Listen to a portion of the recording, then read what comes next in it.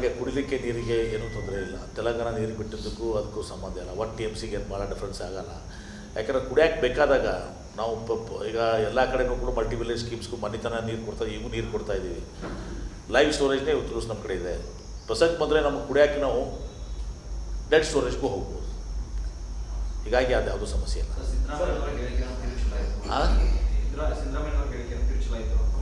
ಯಾವುದು ಅವರು ನೋಡಿ ಯಾವ ಅರ್ಥದಲ್ಲಿ ಅವ್ರು ಹೇಳಿದ್ದಾರೆ. ಇವತ್ತು ಯುದ್ಧ ಅಂದಮೇಲೆ ಇವತ್ತು ದಿವಸ ಎರಡೂ ಕಡೆ ಇವತ್ತು ದಿವಸ ಹಾನಿ ಆಗ್ತದೆ. ಅದರ ಅರ್ಥ ಯುದ್ಧ ಮಾಡೋದು ಬೇಡ, ಯುದ್ಧ ಮಾಡಲೇಬೇಕು. ಇವ್ರು ಪಾಕಿಸ್ತಾನವ್ರನ್ನ ನಾವು ಇವ್ರನ್ನ ಹತ್ತಿಕ್ಕಲೇಬೇಕು, ಇವ್ರನ್ನ ವೈಪೌಟೇ ಮಾಡಬೇಕು ಇವ್ರನ್ನ. ಆದರೆ ಇವತ್ತು ದಿವಸ ಎರಡೂ ಕಡೆ ಹಾನಿ ಆಗ್ತದೆ, ಯುದ್ಧ ಸೊಲ್ಯೂಷನ್ ಅಲ್ಲ ಅಂತ ಉದ್ದೇಶದಿಂದ ಅವರು ಒಂದು ರೀತಿಯಿಂದ ಹೇಳಿದ್ದಾರೆ. ಯಾಕಂದ್ರೆ ಅವರು ಒಂದು ನ್ಯೂಕ್ಲಿಯರ್ ಸ್ಟೇಟ್ ಇದ್ದಾರೆ, ಅವ್ರ ಹತ್ರ ನ್ಯೂಕ್ಲಿಯರ್ ಇದು ಇದೆ. ಹೀಗಾಗಿ ನಾವು ಭಾಳ ಎಚ್ಚರಿಕೆಯಿಂದ ನಾವು ಯುದ್ಧ ಮಾಡಲೇಬೇಕು, ಅದ್ರಿಗೆ ಎರಡು ಮಾತಿಲ್ಲ. ಭಾಳ ಎಚ್ಚರಿಕೆಯಿಂದ ಭಾಳ ಇದರಿಂದ ಮಾಡಬೇಕು. ಅದು ಬುಮ್ರಾಂಗ್ ಆಗಬಾರ್ದು.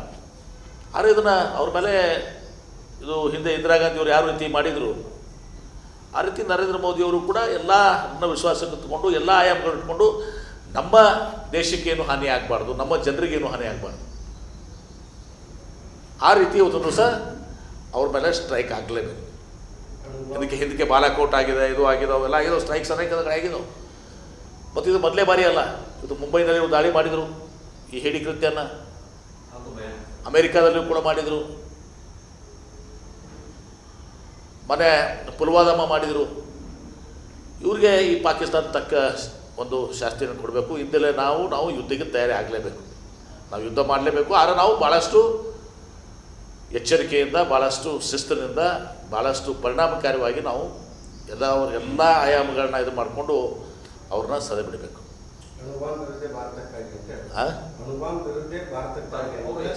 ಅದೇ ಅದನ್ನೇ ಅದಕ್ಕೆ ಇರ್ತದಲ್ಲ, ನಾನು ಅದೇ ಹೇಳ್ತೀನಿ. ಅದಕ್ಕೆ ನಾವು ಕಾಶಿಯಸ್ ಆಗಬೇಕು. ಅದನ್ನೆಲ್ಲನೂ ಕೂಡ ಪ್ರಿಕಾಷನರಿ ಏನೇನು ನಾವು ಅದನ್ನು ತೆಗೆದುಕೊಂಡು ಮಾಡಬೇಕು. ಅವ್ರು ಅದೇ ಹಂಚಿಕೆ ಆಗ್ತಾರೆ, ಅಣುಬಾಂಬದ ಹಂಚಿಕೆ ಆಗ್ತಾರೆ ಏನ್ರಿ. ಅದೇನು ಅಣುಬಾಂಬವನ್ನು ಇದನ್ನು ಕೂಡ ನಾವು ರಕ್ಷಣೆ ಮಾಡ್ಕೊಳ್ಳೋಕೆ ಭಾರತಕ್ಕೆ ಶಕ್ತಿ ಇದೆ. ಅದೆಲ್ಲವನ್ನ ವಿಚಾರ ಮಾಡ್ಕೊಂಡು ಮಾಡಬೇಕು. ನಾ ಇದನ್ನು ಬಹಿರಂಗವಾಗಿ ಮಾತಾಡುವಂಥದ್ದಲ್ಲ. ಇದು ನಾವು ಮಾತಾಡುವಂಥದ್ದಲ್ಲ, ನೀವು ಮಾತಾಡುವಂಥದ್ದಲ್ಲ ಅಷ್ಟೇ. ಇಂದಿರಾ ಗಾಂಧಿ ಅವರು ಹೇಗೆ ಕ್ರಮ ಕೈಗೊಂಡಿದ್ರು ಹಿಂದೆ, ಆ ರೀತಿ ಒಂದು ದಿಟ್ಟ ಕ್ರಮ ಮೋದಿಯವರಿಂದ ಆಗಬೇಕು, ಕೇಂದ್ರ ಸರ್ಕಾರದಿಂದ ಆಗಬೇಕು. ಅದಕ್ಕೆ ನಮ್ಮ ನಾವು 140 ಕೋಟಿ ಜನ ಇವತ್ತು ಪ್ರಧಾನಮಂತ್ರಿಯವ್ರ ಜೊತೆಗೆ, ಕೇಂದ್ರ ಸರ್ಕಾರ ಜೊತೆ ಇದ್ದಾರೆ, ಎಲ್ಲ ರಾಜಕೀಯ ಪಕ್ಷಗಳು ಅವ್ರ ಜೊತೆಗಿದ್ದಾರೆ. ಆರೋ ಸಿದ್ದರಾಮಯ್ಯನವ್ರು ಹೇಳುವಂಥ ಅರ್ಥ ಬೇರೆ, ನೀವು ತಿಳ್ಕೊಂಡಂಥದ್ದು ಅರ್ಥ ಬೇರೆ. ಇದಕ್ಕೆ ಸಾಮಾನ್ಯ ಜನರಿಗೆ ಗೊತ್ತಿದೆ.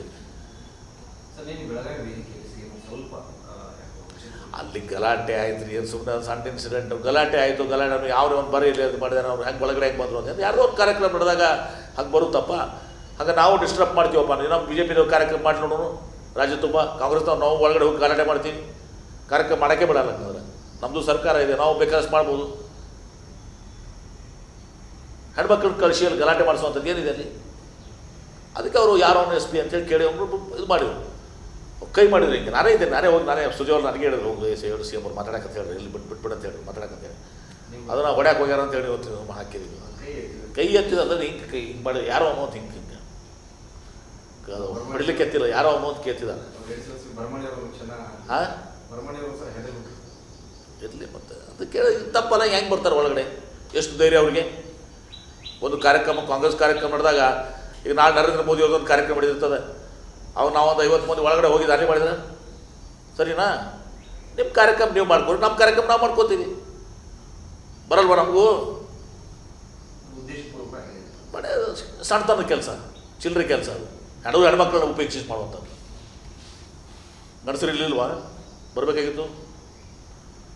ಹೆಣ್ಮಕ್ಳನ್ನ ಯಾಕೆ ಬಸ್ಕೊಂಡ್ರಿ?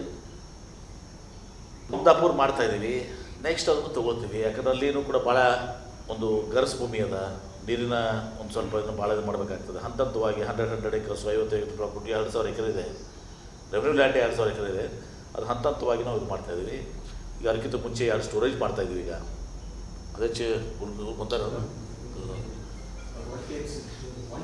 ಅರ್ಧ TMC ಕಡೆ 2 ಜಾಗದಾಗ ಒಂದು ಅರ್ಧ TMC 1 TMC ಮಳೆಗಾಲದ ನಮ್ಮ ನೀರನ್ನು ಡೋಂಟ್ ಕನ್ಫ್ಯೂಸ್. ನಮಗೆ 5.3 TMC ಇದೆ. 6.3 TMCಯಲ್ಲಿ 5.5 TMC 5.5 TMC ನಮಗೆ ಇದಕ್ಕಿದೆ. ನಾವು ಹಾರ್ಡ್ಲಿ 2 TMC ಉಪಯೋಗಿಸ್ತೀವಿ ಮಳೆಗಾಲದಾಗ. ಅದೇ ಟೈಮಿಗೆ ಇನ್ನೊಂದು TMCನ ನಾವು ನಮ್ಮ ಸ್ಟೋರೇಜ್ನಾಗ ಇಟ್ಕೊಳ್ತೀವಿ. ಹೆಂಗೆ ಬ್ಯಾಲೆನ್ಸಿಂಗ್ ರಿಸರ್ವರ್ ಆಯ್ತಲ್ಲ ಈಗ ಕೆಳಗಡೆ ಆಲ್ಮಟ್ಟಿ ಕೆಳಗೆ, ಹಾಗೆ ನಮ್ಮ 5.5 TMC ಇನ್ನೂ ಅಷ್ಟಾದ್ರೂ ಇನ್ನೂ 2-3 TMC ಉಳಿತದೆ. ನಮ್ಮ ನೀರು, ನಮ್ಮ ಹಕ್ಕು, ನಮ್ಮ ನೀರು ಮಳೆಗಾಲದಲ್ಲಿ 1 TMCನ ಇಟ್ಕೊಂಡು ಅದನ್ನು ಬೇಸಿಗೆಯಲ್ಲಿ ಕುಡಿಲಿಕ್ಕೆ ನೀರಿಗೆ ಬಳಸ್ಕೋತೀವಿ. ನಮಗೆ ಕುಡಿಲಿಕ್ಕೆ ನೀರಿಗೆ ಏನೂ ತೊಂದರೆ ಇಲ್ಲ. ತೆಲಂಗಾಣ ನೀರಿಗೆ ಬಿಟ್ಟಿದ್ದಕ್ಕೂ ಅದಕ್ಕೂ ಸಂಬಂಧ ಇಲ್ಲ. 1 TMCಗೆ ಏನು ಭಾಳ ಡಿಫ್ರೆನ್ಸ್ ಆಗೋಲ್ಲ.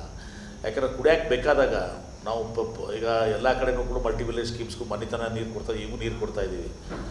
ಲೈವ್ ಸ್ಟೋರೇಜ್ನೇ ಯೂಸ್ ನಮ್ಮ ಕಡೆ ಇದೆ.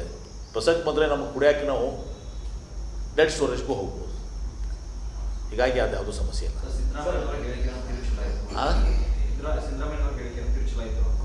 ಯಾವುದು ಅವರು ನೋಡಿ ಯಾವ ಅರ್ಥದಲ್ಲಿ ಅವ್ರು ಹೇಳಿದ್ದಾರೆ. ಇವತ್ತು ಯುದ್ಧ ಅಂದಮೇಲೆ ಇವತ್ತು ದಿವಸ ಎರಡೂ ಕಡೆ ಇವತ್ತು ದಿವಸ ಹಾನಿ ಆಗ್ತದೆ.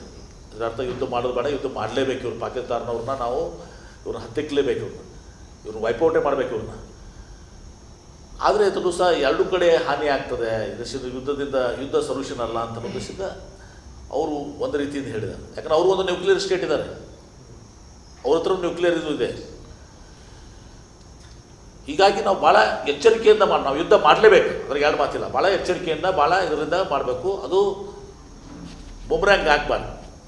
ಆದರೆ ಇದನ್ನು ಅವ್ರ ಮೇಲೆ ಇದು ಹಿಂದೆ ಇಂದಿರಾ ಗಾಂಧಿಯವರು ಯಾವ ರೀತಿ ಮಾಡಿದರು, ಆ ರೀತಿ ನರೇಂದ್ರ ಮೋದಿಯವರು ಕೂಡ ಎಲ್ಲ ವಿಶ್ವಾಸಕ್ಕೆ ಇಟ್ಕೊಂಡು ಎಲ್ಲ ಆಯಾಮಗಳು ಇಟ್ಕೊಂಡು ನಮ್ಮ ದೇಶಕ್ಕೇನು ಹಾನಿ ಆಗಬಾರ್ದು, ನಮ್ಮ ಜನರಿಗೇನು ಹಾನಿ ಆಗಬಾರ್ದು,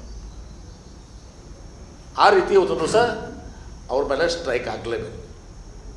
ಹಿಂದಕ್ಕೆ ಬಾಲಾಕೋಟ್ ಆಗಿದೆ, ಇದು ಆಗಿದೆ, ಅವೆಲ್ಲ ಆಗಿದಾವೆ, ಸ್ಟ್ರೈಕ್ಸ್ ಅನೇಕ ಆಗಿದಾವೆ. ಮತ್ತು ಇದು ಮೊದಲೇ ಬಾರಿ ಅಲ್ಲ. ಇದು ಮುಂಬೈನಲ್ಲಿ ದಾಳಿ ಮಾಡಿದರು, ಈ ಹೇಡಿ ಕೃತ್ಯನ. ಅಮೇರಿಕಾದಲ್ಲೂ ಕೂಡ ಮಾಡಿದರು, ಮನೆ ಪುಲ್ವಾಮಾ ಮಾಡಿದರು. ಇವ್ರಿಗೆ ಈ ಪಾಕಿಸ್ತಾನ ತಕ್ಕ ಒಂದು ಶಾಸ್ತಿಯನ್ನು ಕೊಡಬೇಕು. ಹಿಂದೆಲೇ ನಾವು ಯುದ್ಧಕ್ಕೆ ತಯಾರಿ ಆಗಲೇಬೇಕು, ನಾವು ಯುದ್ಧ ಮಾಡಲೇಬೇಕು. ಆದರೆ ನಾವು ಭಾಳಷ್ಟು ಎಚ್ಚರಿಕೆಯಿಂದ, ಭಾಳಷ್ಟು ಶಿಸ್ತಿನಿಂದ, ಭಾಳಷ್ಟು ಪರಿಣಾಮಕಾರಿಯಾಗಿ ನಾವು ಎಲ್ಲ ಆಯಾಮಗಳನ್ನ ಇದು ಮಾಡಿಕೊಂಡು ಅವ್ರನ್ನ ಸದೆ ಬಿಡಬೇಕು.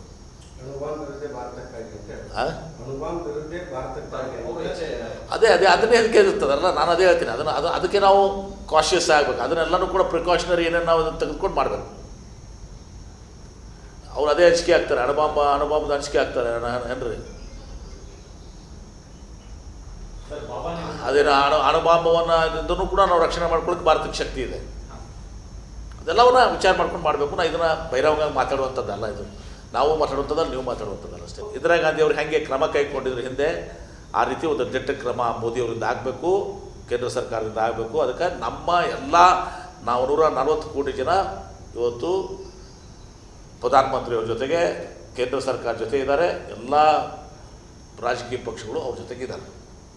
ಆರೋ ಸಿದ್ದರಾಮಯ್ಯನವ್ರು ಹೇಳುವಂಥ ಅರ್ಥ ಬೇರೆ, ನೀವು ತಿಳ್ಕೊಂಡಂಥದ್ದು ಅರ್ಥ ಬೇರೆ. ಇದಕ್ಕೆ ಸಾಮಾನ್ಯ ಜನರಿಗೆ ಗೊತ್ತಿದೆ. ಅಲ್ಲಿ ಗಲಾಟೆ ಆಯ್ತು ರೀ, ಏನು ಸುಮ್ಮನೆ ಸಣ್ಣ ಇನ್ಸಿಡೆಂಟ್ ಗಲಾಟೆ ಆಯಿತು. ಗಲಾಟೆ ಯಾವ ಒಂದು ಬರೀ ಅದು ಮಾಡಿದಾರೆ, ಅವ್ರು ಹೆಂಗೆ ಒಳಗಡೆ ಹೆಂಗೆ ಬಂದರು ಅಂತ ಯಾರೋ ಒಂದು ಕಾರ್ಯಕ್ರಮ ನಡೆದಾಗ ಹಂಗೆ ಬರುತ್ತಪ್ಪ. ಹಾಗೆ ನಾವು ಡಿಸ್ಟರ್ಬ್ ಮಾಡ್ತೀವಪ್ಪ. ನಮ್ಮ BJP ಕಾರ್ಯಕ್ರಮ ಮಾಡಿ ನೋಡೋಣ, ರಾಜ್ಯ ತುಂಬ ಕಾಂಗ್ರೆಸ್ನವ್ರು ನಾವು ಒಳಗಡೆ ಹೋಗಿ ಗಲಾಟೆ ಮಾಡ್ತೀವಿ, ಕಾರ್ಯಕ್ರಮ ಮಾಡೋಕ್ಕೆ ಬಿಡಲ್ಲ. ಅಂದರೆ ನಮ್ಮದು ಸರ್ಕಾರ ಇದೆ, ನಾವು ಬೇಕಾದಷ್ಟು ಮಾಡ್ಬೋದು. ಹೆಣ್ಮಕ್ಳನ್ನ ಕಳಿಸಿ ಅಲ್ಲಿ ಗಲಾಟೆ ಮಾಡಿಸುವಂಥದ್ದು ಏನಿದೆ ಅಲ್ಲಿ?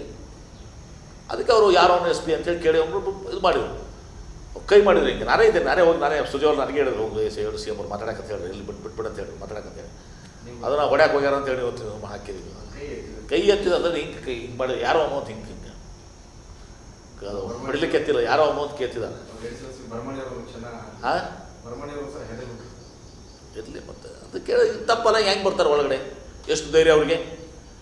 ಒಂದು ಕಾರ್ಯಕ್ರಮ, ಕಾಂಗ್ರೆಸ್ ಕಾರ್ಯಕ್ರಮ ನಡೆದಾಗ, ಈಗ ನಾಳೆ ನರೇಂದ್ರ ಮೋದಿ ಅವ್ರದ್ದೊಂದು ಕಾರ್ಯಕ್ರಮ ನಡೆದಿರ್ತದೆ, ಅವಾಗ ನಾವೊಂದು 50 ಮಂದಿ ಒಳಗಡೆ ಹೋಗಿ ದಾಳಿ ಮಾಡಿದ್ರೆ ಸರಿನಾ?